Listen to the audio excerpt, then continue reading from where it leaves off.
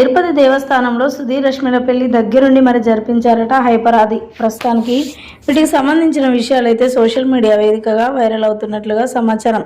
Hyper ఆది గురించి మనకు ప్రత్యేకంగా పరిచయం ఏం అక్కర్లేదు. జబర్దస్త్లో టీం లీడర్గా చేస్తూ ఎన్నో అద్భుతమైన జోక్స్ వేస్తూ ప్రతి ఒక్కరిని అలరించే వారిలో ఈయన కూడా ఒకరు అని చెప్పాలి.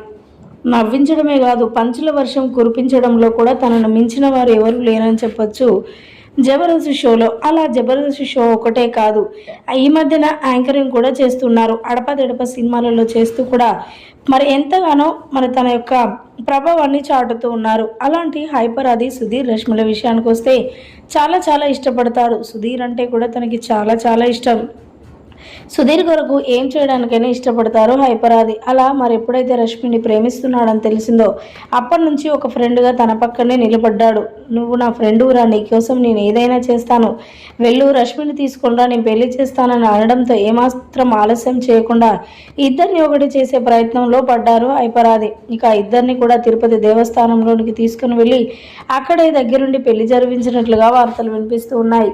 మరి వార్తలలో ఎంత నిజం ఉందో తెలియదు, కానీ వీటికి సంబంధించిన విషయాలైతే ప్రస్తుతానికి సోషల్ మీడియాలో వైరల్ అవుతున్నట్లుగా సమాచారం.